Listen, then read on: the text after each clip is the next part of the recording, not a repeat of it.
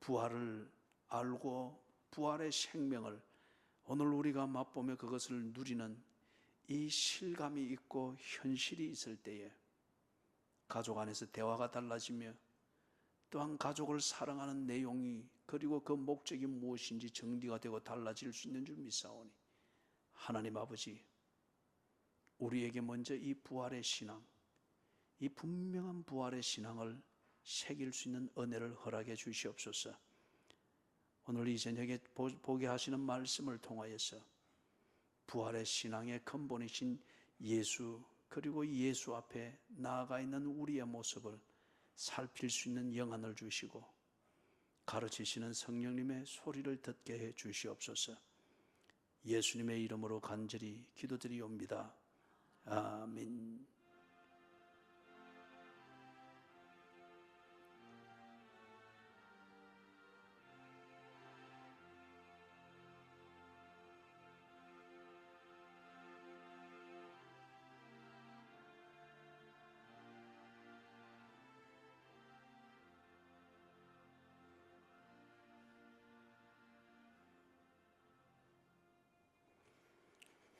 아멘. 누가복음입니다.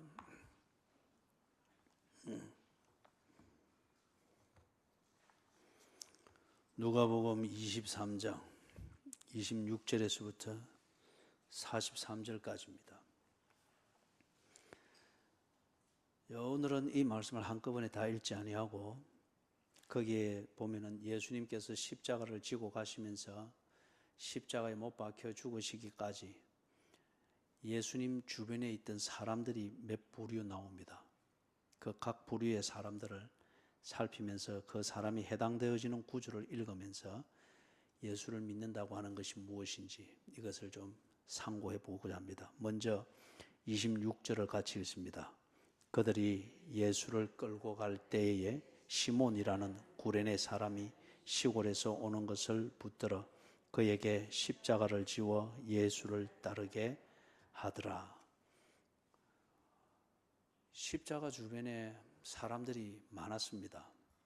그리고 십자가를 지고 가는 예수, 그 십자가를 지고 예수님이 가실 때에 어떤 사람은 십자가에 대한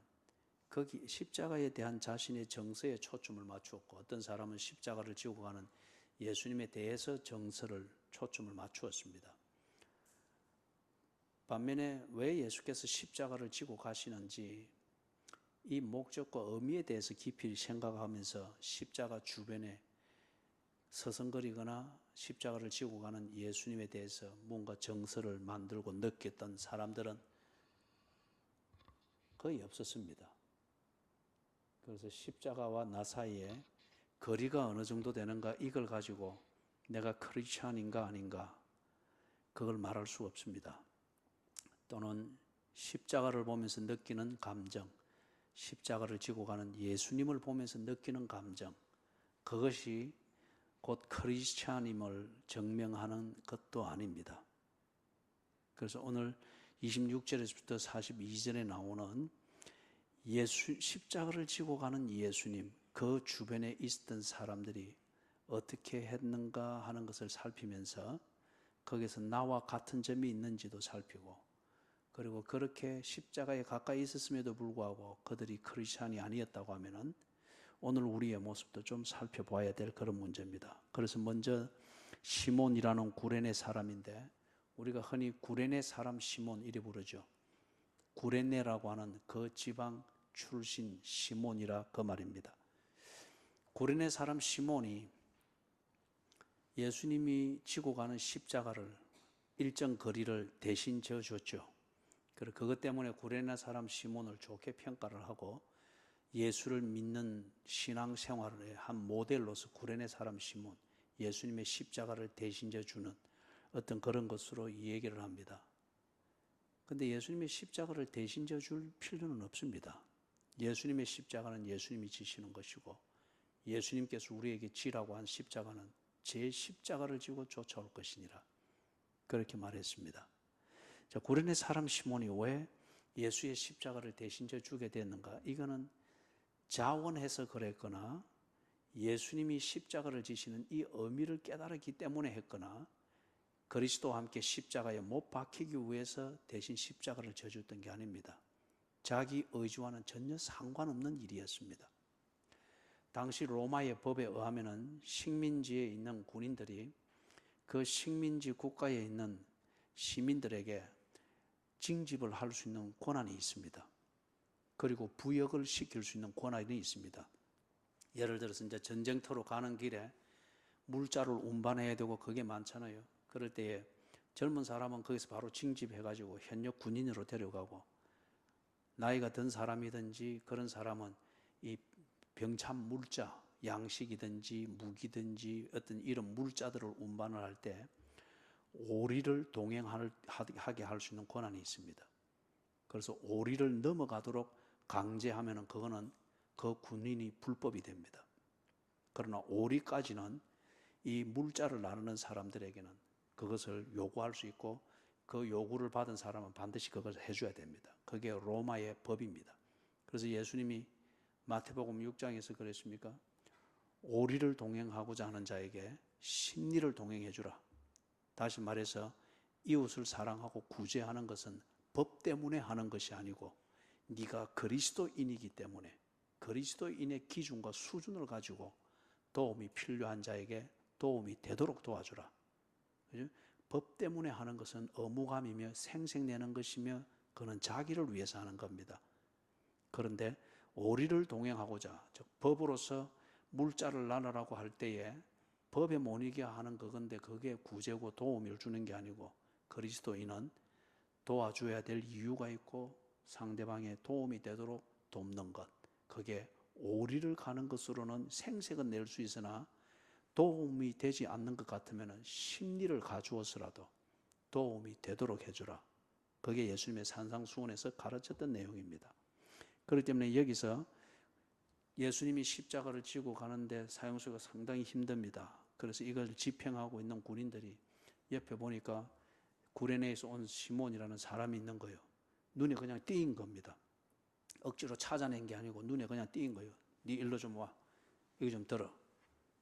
오리를 동행하게 한 법의 집행입니다. 그래서 구레네 사람 시몬이 그걸 들고 간 거예요.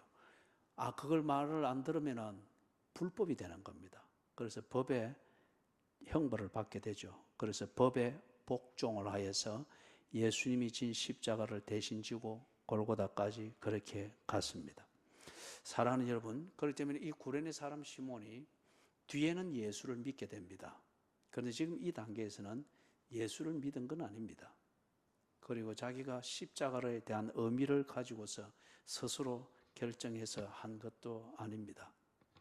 법에 대한 복종이죠. 그래서 이게 오늘 우리의 모습을 좀 보게 합니다. 십자가로 가까이 가고 십자가에 가까이 있고, 이 볼륨을 조금만 낮춰 보십시오. 이게 좀 웅웅거리는데 가까이 가고 또 십자가와 관련해서 생활을 하고 하는데, 이걸 보고 우리가 신앙생활한다 그리 말을 하죠. 또는 교회 생활한다 그리 하는데, 많은 교인들이 십자가를 알고 십자가를 지신 예수 그리스도에 대한 신앙 고백으로서 신앙생활을 그렇게 하거나 교회 생활을 그렇게 하는 경우는 드뭅니다. 드뭅니다. 그렇기 때문에 우리 찬송 불렀던 찬송가 480장 그 가사처럼 그날 아침 그 문에서 만나자. 그런데 만날 사람이 얼마 안 됩니다. 다 그러고 싶지만은 그날 아침 그 문에 섰을 때 만날 사람이 그리 많지가 않다는 거예요.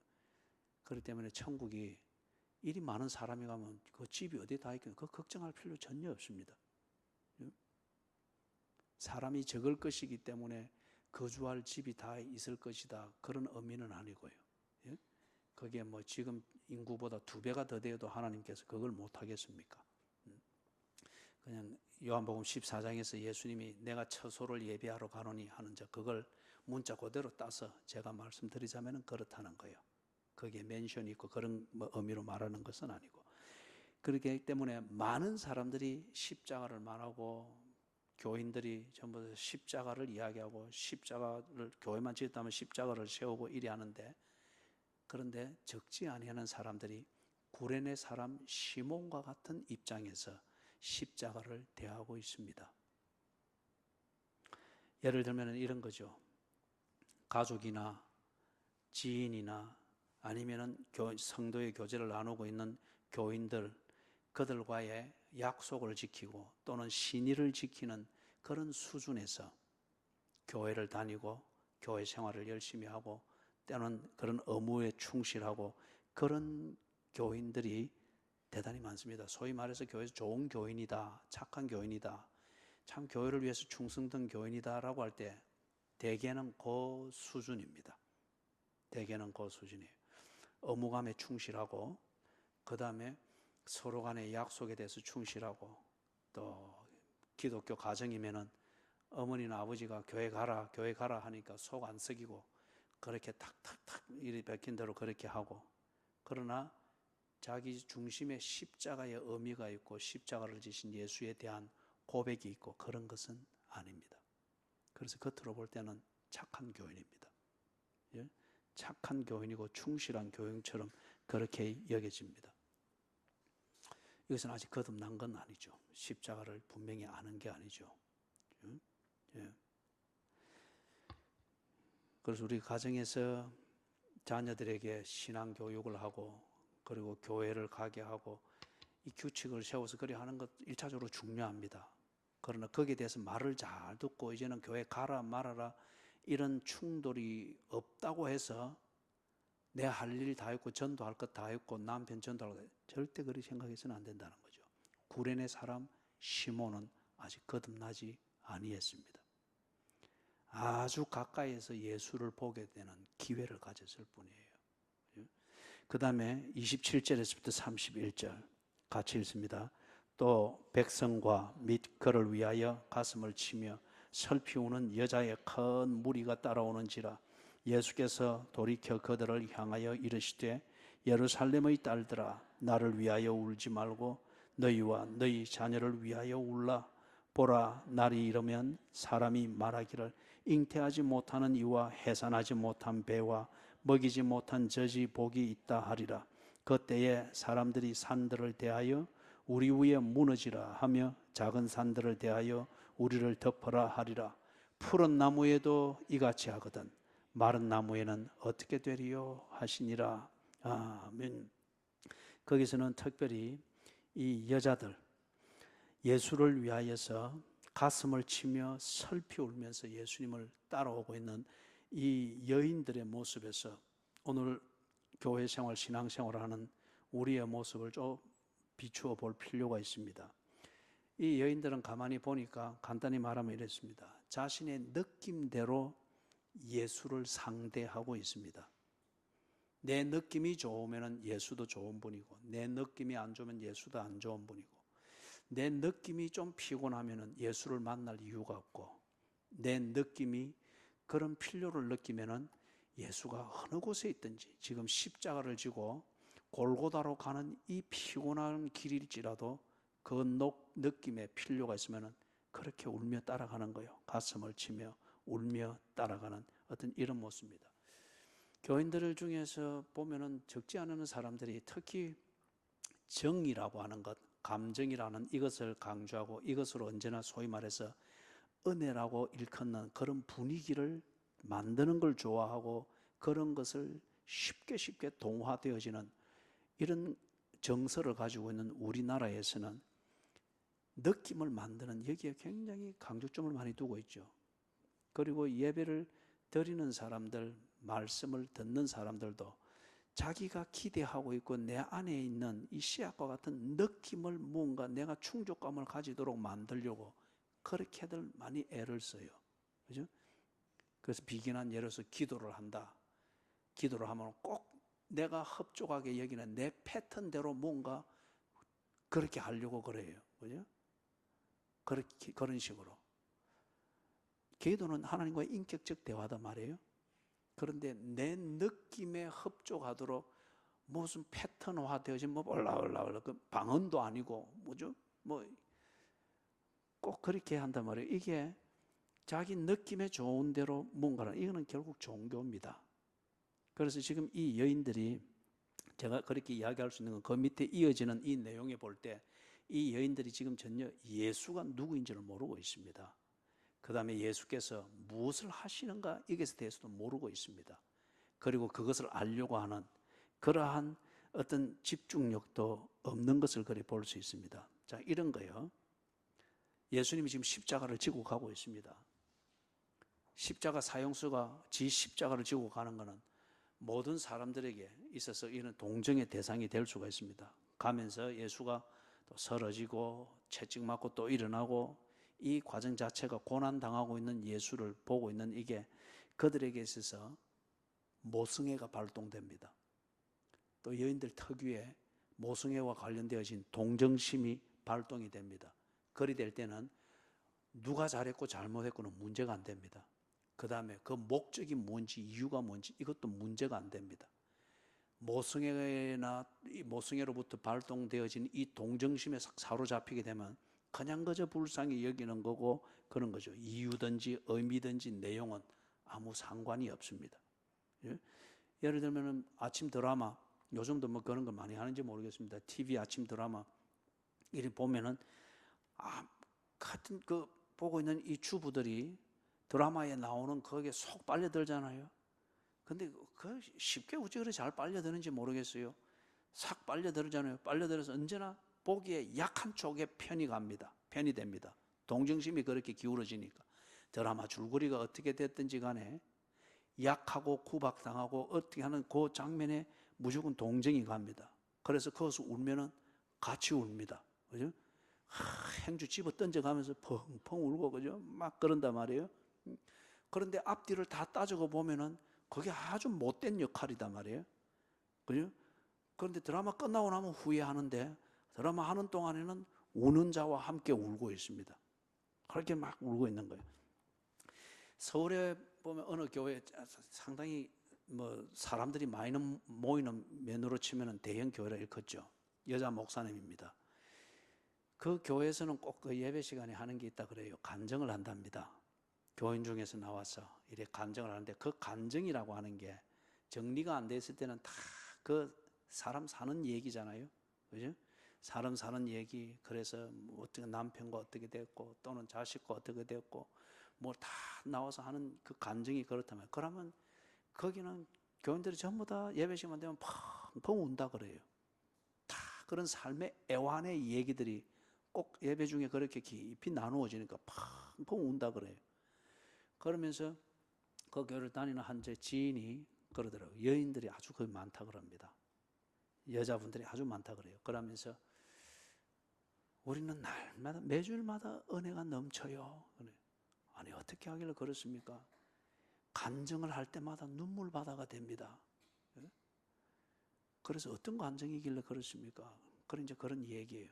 뭐 이혼한 얘기, 이혼당한 얘기, 가출한 얘기, 뭐 어젯밤에 술 취한 남편에게 두드리 맞았던 얘기, 그래서 뭐 약방까지 기어갔던 얘기, 막 이런 펑펑 운다 그래요. 그죠?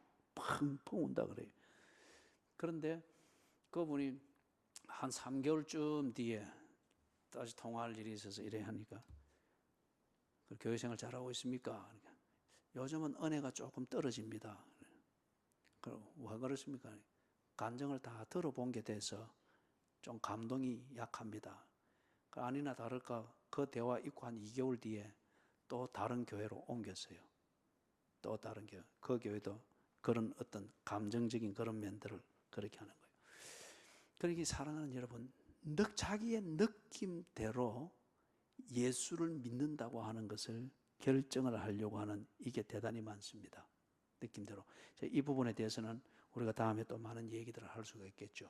이게 사실 현대교회 교인들이 십자가의 본질을 보고 십자가를 지고 가는 예수님의 고난당하시는 그 본질, 그 이유, 그 목적, 그 능력, 이것에 대해서 관심을 가지지 못하도록 만드는 중요한 장애물 중에 하나입니다. 내 느낌대로. 그래서 예를 들면 펑펑 울고 나면은 일단 시원합니다. 그래서 이걸 은혜 받았다고 그래요. 그래 한데 집에 가면 똑같은 짓을 합니다. 예? 직장에 가면 똑같은 짓을 합니다. 그렇기 때문에 그건 은혜가 아니에요. 그건 은혜가 아니에요. 소위 말해서 뭐 치유 프로그램에서 세속에서 그리 하는 힐링을 위한 하나의 이벤트에 지나지 않죠. 예? 그래서 요한복음 5장 24절에 보면은 진실로 진실로 내가 너희에게 이르노니 내 말을 듣고 또 나 보내신 이를 믿는 자는 영생을 얻었고 심판에 이르지 아니하나니 사망에서 생명으로 옮겼느니라. 그런데 우리 교회는 감동이 넘쳐요. 왜 그런데요? 눈물이 막 주일마다 눈물 바다입니다. 그런데 한 3개월 뒤에 감동이 좀 떨어졌어요. 요즘 은혜가 조금 안 돼요. 그 사람은 뭘 말하는 거야? 뭔가 사건을 보든지 하면은 자기 느낌을 부추길 수 있는 모성애나 동정심은 풍부해서 금방 감정이입이 되는지는 모르나 영생을 얻지 못했습니다. 그는 심판 앞에 서야 됩니다. 그리고 사망에서 생명으로 아직 옮기지를 못했습니다. 모성애로 살고 언제나 기분 따라 만들어지는 동정심의 그 힘으로 사는 겁니다. 동정심이 결코 은혜를 말하는 게 아니에요. 예수님이 십자가를 지신 것은 아침 드라마 보면서 한번 실컷 주부들을 울게 해서 속에 맺혔던 거 시원하게 해주는 그런 종류의 드라마를 만들기 위해서 예수께서 십자가를 지시고 퍼포먼스를 한 게 아니거든요. 그래서 교인들이 십자가를 생각하고 또 십자가 지신 예수님을 생각할 때 무조건 슬퍼하려고 하고 무조건 울 준비부터 이래 하는 거예요. 왜 우느냐 말이죠. 그죠? 그래서 저는 고난주간이 되든지 이러면 예수 나를 위하여 십자가를 질 때 이 144장 찬송 부르는 것을 굉장히 조심합니다. 천부여 의지없소서 그것도 마찬가지고. 그죠? 그걸 자기 기분대로 부르는 거예요. 자기 기분대로. 걔가 가출해서 슬픈 거지. 걔 가출해서 슬픈 걸 천부여 의지없소서 이거 부르면서 회상하면서 펑펑 울어서 앉는 거예요. 그 울으면 십자가하고는 아무 상관이 없죠. 집 나간 개를 두고 슬퍼하고 있는 거죠. 동정심이에요. 그 다음에 33절, 34절 같이 읽습니다. 해골이라, 가만있죠. 32절, 33절, 34절 같이 읽습니다. 또 다른 두 행악자도 사형을 받게 되어 예수와 함께 끌려가니라. 해골이라 하는 곳에 이르러 거기서 예수를 십자가에 못 박고 두 행악자도 그렇게 하니 하나는 우편에 하나는 좌편에 있더라. 거기서는 두 행악자는 밑에서 자세히 다루어지니까 미루어 두고 거기서 어느 부류의 사람인가 예수님을 십자가에 못 박은 자들입니다. 이 사람들이 좀 거리를 두고 십자가에 못 박고 있으니까 다른 삼자가 볼 때는 그 사람들의 뒷모습만 보잖아요. 그 관점에서 볼 때에 이 사람들은 십자가에 가장 가까이 있습니다. 그리고 예수를 가장 가까이서 보면서 예수를 이 제3자 볼 때는 가장 많이 알고 있고 정확하게 알고 있는 사람들입니다. 그런데 뭘 하는지 모릅니다. 그런데 실제로 보니까 뭘 하고 있는 거예요? 예수를 십자가에 못 박고 있습니다. 여러분들이 에스겔서를 읽어보시면 특히 에스겔서 8장, 9장, 10장, 11장 거기 읽어보면 거룩하고 성스러운 곳이라 해서 성전을 두고 그 안에서는 언제나 성스러운 일들만 일어나고 있고 있다고 생각되고 그렇기 때문에 성전을 드는 사람들은 언제나 거룩하고 하나님의 백성처럼 여겨졌는데 에스겔이 환상 가운데서 보니까 방 하나하나 벽을 허물으면서 보니까 거기에 전혀 엉뚱한 짓들이 이루어지고 있는 거예요. 예? 아이를 드리는 제사를 행하고 있고 그 다음에 장로들은 또 저쪽 동쪽을 향하여 서가지고 태양신을 숭배하는 그걸 하고 있고 여인들은 철야기도 하고 그런 줄 알았는데 그들이 있는 방의 벽을 싹 허물어 보니까 그들이 벽을 향해서 간절히 기도하고 있는 것은 여호와가 아니고 보니까 담무스 신이었어요. 담무스 신은 메소포타미아에서 풍년을 준다고 믿는 그 잡신입니다. 지금 이 십자가에 못 박은 자들처럼 조금 거리를 두고 볼 때 또는 멀리서 볼 때에 십자가를 가장 가까이서 섬기는 것 같고 예수를 가장 많이 아는 것 같은데 뭘 하는가 좀 자세히 들여다보니까, 가까이서 딱 보니까 예수를 십자가에 못 박고 있는 거예요. 예수를 많이 알고 정확히 아는 것이 아니고 당신은 내한테 못할 짓을 했다라고 하면서 예수를 심판하고 있는 거예요. 그런데 왜 이 사람들이 이렇게 하는가? 그걸 아주 재밌는 표현이 있습니다. 34절 마지막에 보니까 그들이 그의 옷을 나눠 제비 뽑을새. 예수를 내가 원하는 방식대로 예수를 상대하고 건드려서 내가 원하는 것을 얻고자 합니다. 이걸 보고 기복신앙이라고 합니다. 이 기복신앙을 정당화시키는 그런 설교나 이론을 보고 뭐라는가 하면은 기복신앙이라고, 신학이라고 그렇게 말합니다. 이래 하면은 복 받는다. 일하면은 장수한다. 무슨 일하면은 뭐 건강해지고, 꼭 내가 원하는 것을 얻는 조건을 붙여가지고 예수께 대해서 이리 해라. 십자가는 이런 효험이 있다. 라고 해서 사람들이 거기에 몰입하도록 만들고 십자가 가까이 가도록 만들고 예수께 더 가까이 가도록 만들고, 그러나 실제적으로 가까이 가서 뭐 하는가? 내가 원하는 것을 못 얻고 내가 원하는 대로 안 되니까 예수를 뺨을 때리고 침을 뱉고 십자가에 못 박아 버리는 거예요. 내 길을 가로막지 말라는 식으로. 예? 이들에게 있어서 십자가는, 십자가에 가장 가까이 있는 사람들이지만은 이들에게 있어서 십자가는 무슨 의미인가? 예수를 사형시키는 곳입니다. 이 사람들에게, 이런 사람들에게서, 이런 교인들에게 있어서 십자가나 예수는 무슨 의미가 있는가? 내가 필요한 것을 얻는 수단이요 도구입니다. 그렇기 때문에 수단이나 도구는 효험이 없으면 버리는 겁니다. 그래서 예수를 십자가 위에서 폐기 처분합니다. 무서운 얘기죠. 이들이 십자가를 가까이 가고 십자가 위에서 예수, 멀리서 보니 예수를 섬기려고 하는 것 같은데 실제로 가까이 가서 보니까 순종하기 위해서 십자가를 가까이 간 것이 아니고 자기가 원하는 것을 얻기 위해서 예수님을 십자가에 눕혀놓고 자기 방식대로 예수님을 그렇게 위협을 하는 겁니다. 그래서 안델선 신부님이 사형을 시키는 거죠. 최근에 뉴스 그 소식을 시드니에서 이렇게 들었는데, 그게 아주 내가 있을 때에 그 시드니에서 중심 역할을 하던 교회 중에 하나였어요. 거기서는 아주 문화 이 측면에서 복음 전도와 교인들 목양을 아주 활발하게 했던 문화적 감각이 뛰어났던 교회입니다. 그런데 이 최근에 완전히 이 핵분열이 되어버린 거예요. 한 300여 명 되던 교인이 교민사회에서 한 300여 명이고 자기 건물을 가지고 있으면 이는 대단한 교회입니다. 맨파워가 대단해요. 그런데 지금 이리 핵분열 다 돼버리고 한 30명 그렇게 앉아서 지금 예배를 드린다 그래요. 그 30명도 거의 다 가족, 친인척 관계에 있는 사람인데 왜 그리 됐는가? 그걸 이제 전해주는 분한테 내가 물어보니까 그 건물을 살 때에 원래 기존 건물을 빌딩을 샀습니다. 체스우드라고 하는 아주 그 또 하나의 도심인데 거기서 이 빌딩을 샀는데 이 빌딩은 그쪽 건축법에 하면 교회 용도로 쓸 수 없는 빌딩이에요. 이걸 사서 문화 프로그램을 위해서 사용하는 걸로 해가지고 사서 그렇게 하면서 거기에 이제 예배도 드리고 하면서 지금까지 온 겁니다. 이거는 목사님도 알고 교인들도 알고 공동의회에서 그게 통과가 안 됐으면 그리 못 사는 거죠. 그죠? 그래 해서 다 했고 그 중심 인물들이 거기 다 있단 말이에요.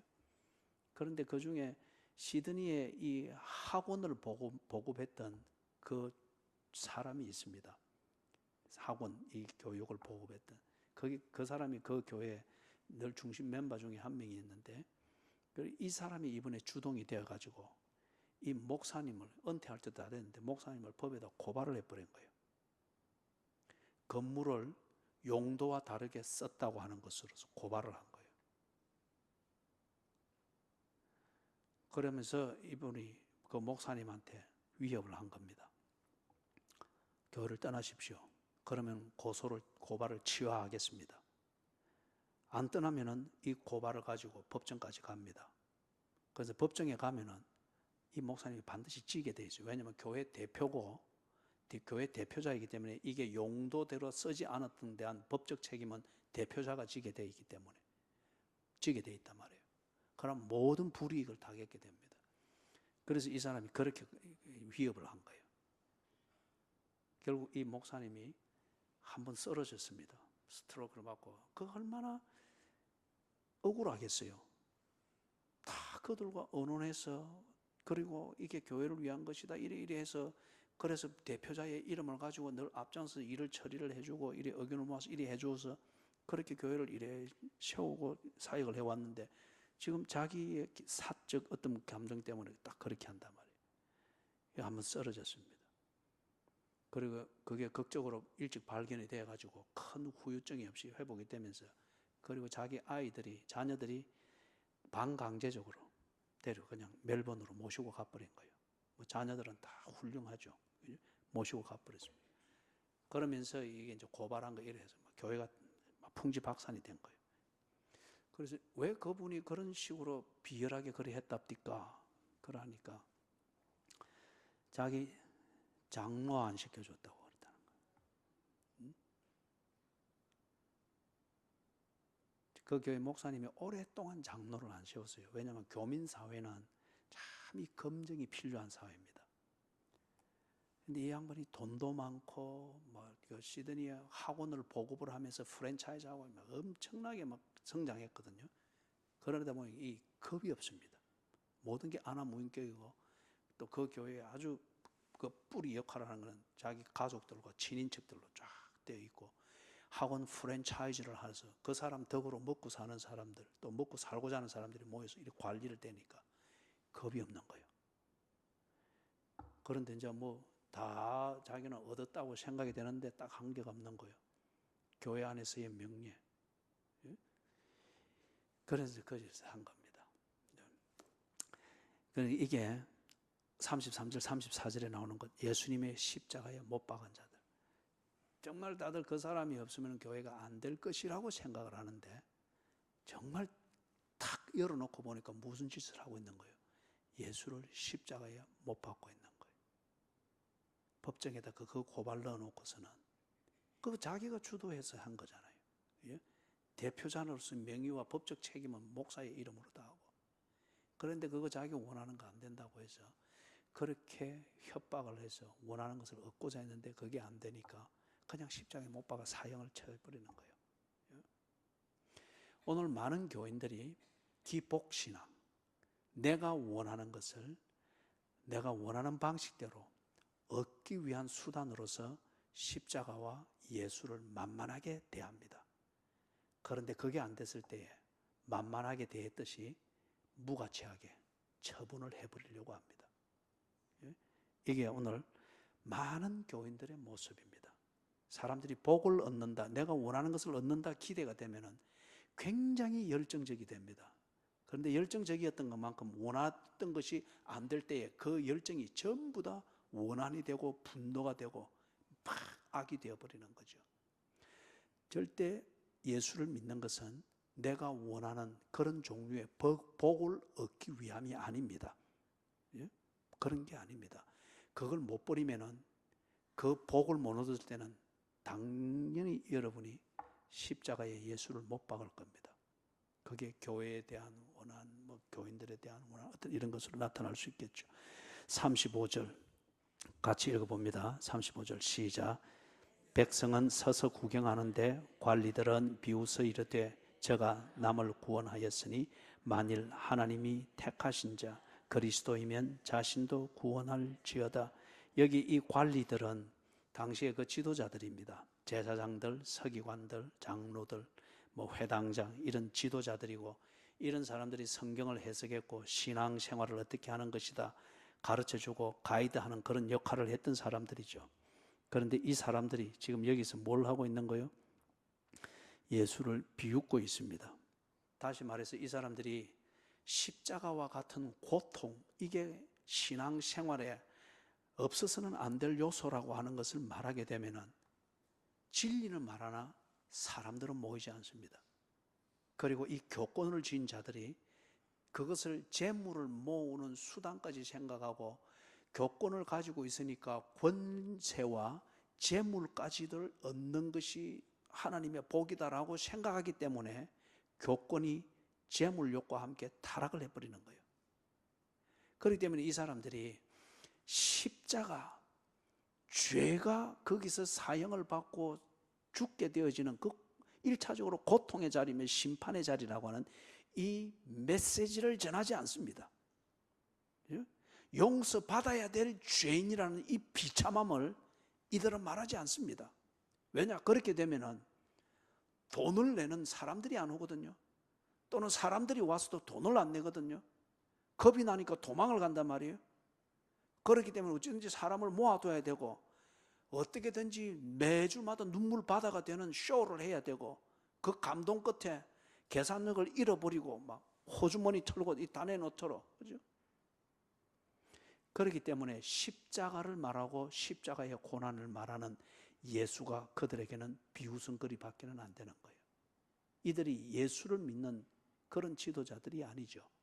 예수를 이용하는 종교 지도자들일 뿐입니다. 그렇기 때문에 여러분들이 헌금을 할 때는, 특별히 크게 헌금할 감동이 있을 때는 다시 한 번 더 정신을 차려야 됩니다.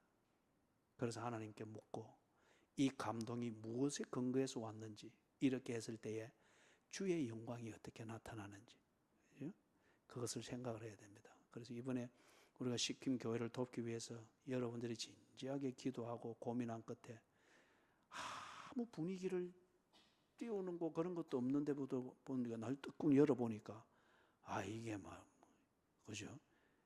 거의 한 2,500만 원이에요. 곽 집사님 맞죠, 그죠? 이거 여러분 수용로 교회도 못합니다. 저 뭐 덩치만 시끄럽기만 했지 이거 일러주지는 마시고, 그죠? 그렇기 때문에 여기 지금 관리들이 말하는 것, 제사장들, 서기관들, 어떤 이런 자들이 다 그런 것은 아니겠지만 대개 권력을 쥐면은 그 다음에 물질에 대해서 경계가 없어집니다. 그리고 물질과 권력은 언제나 이게 2인 삼각과 같이 조화를 맞춰거든요. 재물이 없으면은 권력을 발휘하는 게 제한을 받고, 재물은 있으나 권력이 없으면은 사람이 언제나 하수인처럼 되어지니까 이 두 가지를 동시에 지려고 하는 거예요. 그죠? 그렇기 때문에 성직자가 이걸 깜빡해버리면은 성직자처럼 이런 면에서 참 타락하기 쉬운 그런 위치도 없습니다.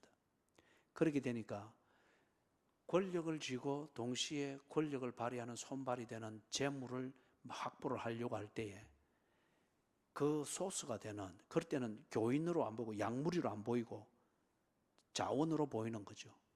그렇기 때문에 어떻게든지 그들의 비율을 맞춰야 되고 감동을 시켜야 되는 거예요. 그렇기 때문에 십자가는 이들에게 있어서 비웃음거리밖에는 안 되는 거죠. 그죠? 십자가는 목걸이에 달 만한 아름다운 장식품일지언정 그것에서 심판을 받고 용서를 받는 거쳐야 될 과정이다. 이것을 그들이 말을 할 수가 없는 거죠. 그러면서 그렇게 되다 보니까 뭘 부정하는 거예요? 예수를 부정하면서 예수를 비웃고 있습니다. 예수는 판대수하면서 언제나 웃고 즐거운 분이지 예수님이 그래 고민을 하고 이런 게 없다. 그거 거짓말이에요. 사복음서를 읽어보시라고요. 예수님이 편하게 이야기하는 데는 한두 군데입니다. 예를 들면 낙타가 바늘기로 들어가는 것이 부자가 천국에 들어가는 것보다 쉬우니라. 이거는 아주 유머입니다. 유머입니다. 예? 그런 게 한두 번씩 있지. 예수님은 고뇌했습니다. 고뇌. 대화가 다 심각했고, 그죠? 자기 백성을 무엇에서 구원하려고 하러 왔다고요? 저희 죄에서 구원하러 왔는데 그 우지 웃고 떠들고 할 여유가 어디 있습니까? 예수님이 무슨 스키즈프레니아 아니면은 우울증 환자이기 때문에 다 심각하게 그게 아니고 구해야 될 자기 백성이 죄 가운데서 지금 지옥에 있잖아요. 지옥에서 우지 사찌기 사빠뽀 하면서 막 기분 떼어주고 그래서 이제 괜찮니? 예, 괜찮아요. 그런 게 아니잖아요. 지옥인데. 그죠? 그래서 이 관리들이, 그리고 관리들과 같은 오늘날의 설교자들, 교회 지도자들, 또는 먼저 믿은 자들, 그 다음에 여러분들, 교회 부흥은 사람 숫자가 아닙니다. 그거는 따라오는 겁니다. 따라오는 거. 그릇이 100명 그릇이면 100명이 될 거고, 그릇이 1000명 그릇이면 1000명이 될 거고, 교양이나 말투가 한 명도 감당하기 어려운 아주 그 싹이 노란 교양과 상식인데 무슨 100명이 그리 되겠어요? 그거 안 돼요. 그죠? 그릇대로 사람은 채워질 것이고, 진정한 부흥은 무엇이냐? 하나님의 말씀 앞에 군소리 없이 딱 순종하는 이겁니다. 설교도 그리 해야 되고, 예배도 그렇게 드려야 되고, 교회 봉사도 그리 해야 되고, 사람 간의 교제도 그리 해야 되고, 그죠? 그게 한 명이 되든 두 명이 되든 우리가 해야 될 것은 그걸 해야 됩니다.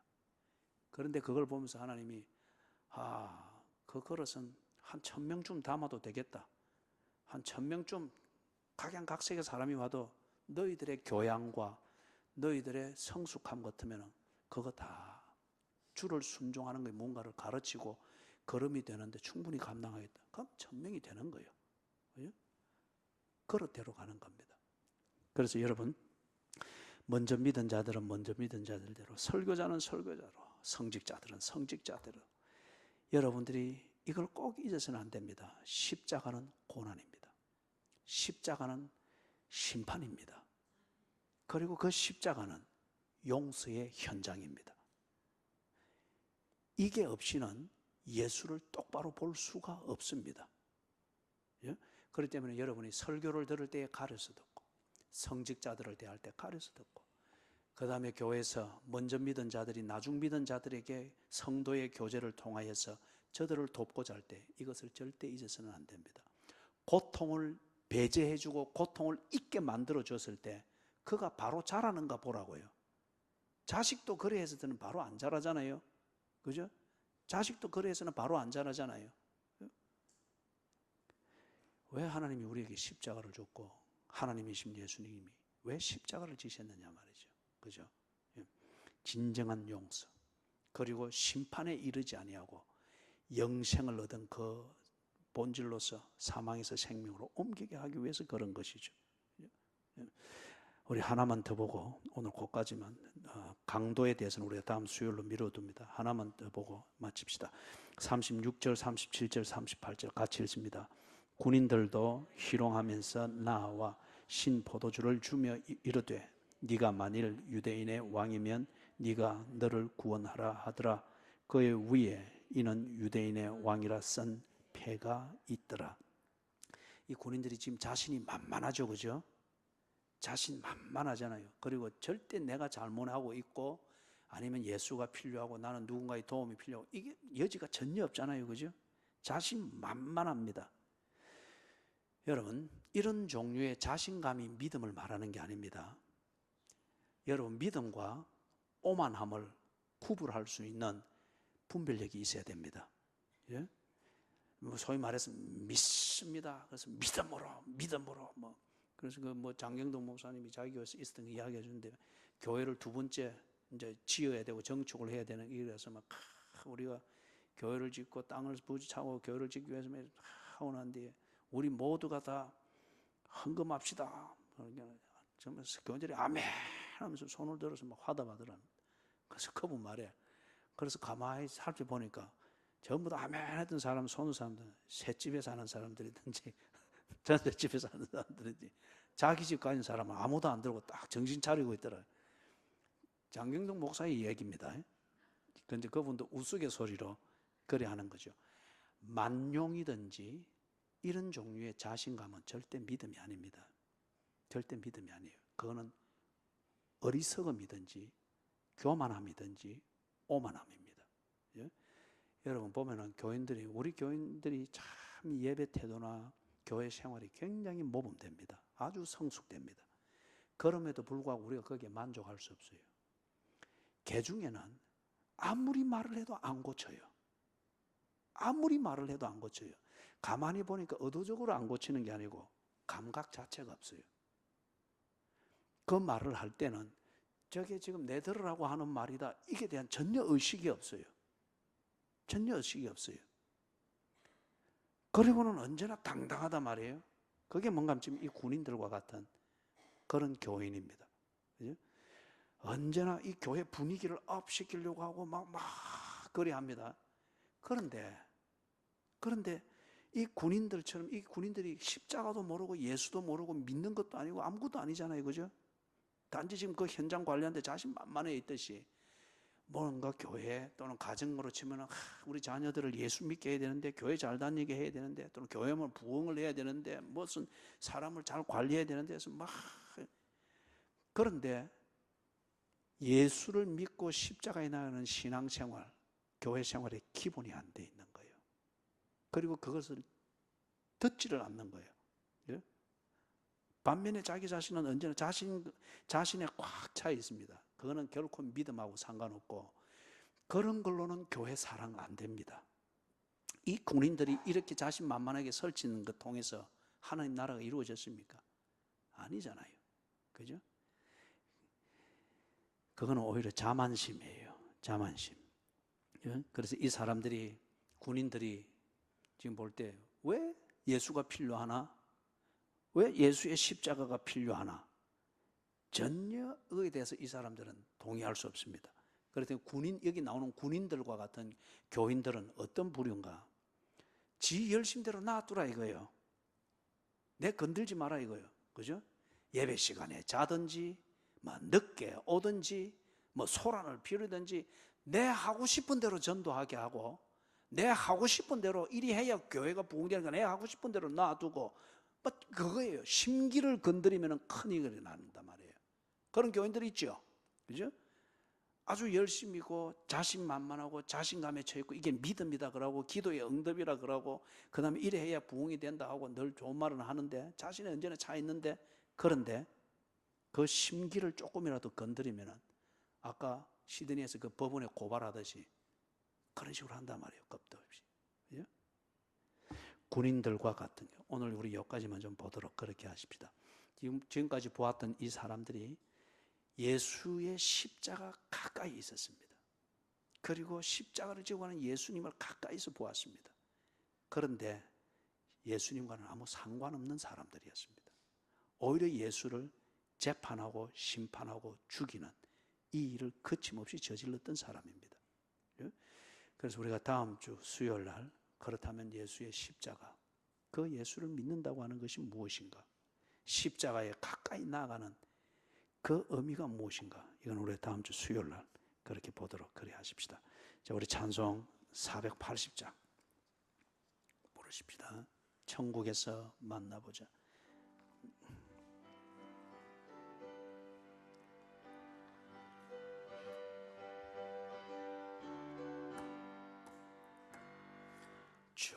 천국에서 만나보자. 그날 아침 거기서 순례자여 예비하라. 늦어지지 않도록 만나보자. 저기 배는 저 천국 문에서 만나보자. 그날 아침 검문에서 만나자. 너의 등불 밝혀 있나? 기다린다 신랑이. 천국 문에 이를 때에 그가 반겨 맞으리. 만나보자. 저기 배는 저 천국 문에서 만나보자. 그날 아침 검문에서 만나자. 기다리던 성도들과 그 문에서 만날 때 참 즐거운 우리 모임 그 얼마나 기쁘랴.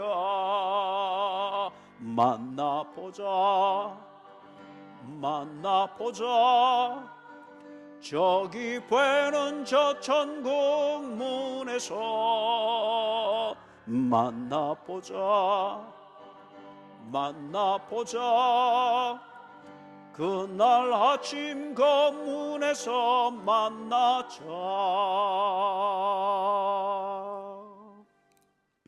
하나님의 은혜를 감사합니다.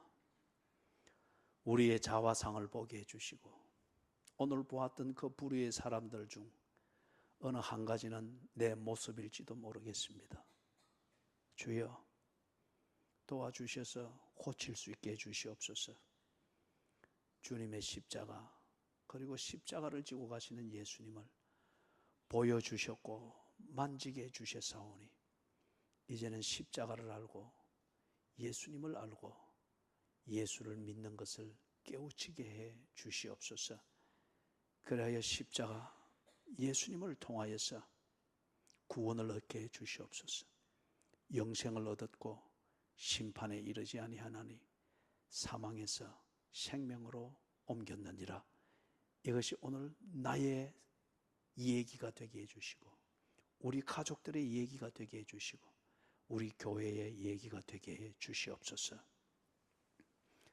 주 예수 그리스도의 은혜와 하나님 아버지의 무한하신 사랑과 성령님의 돌보시며 교통하시는 은혜가 내 눈앞에 보여주시는 십자가이지만은 내 마음대로 내 기분대로 내 심기대로 십자가를 함부로 대했던 나를 돌아보게 하시고 그 십자가를 지신 예수님을 바로 볼 수 있도록 복음을 주시고 기회를 주신 우리 주님의 은혜를 기억을 하면서 주의 십자가 지고 가는 참된 그리스도인 되기를 다짐하며 저들의 삶의 자리로 돌아가는 모든 약물이들 머리 위에 지금으로부터 언제나 함께 계실지어다.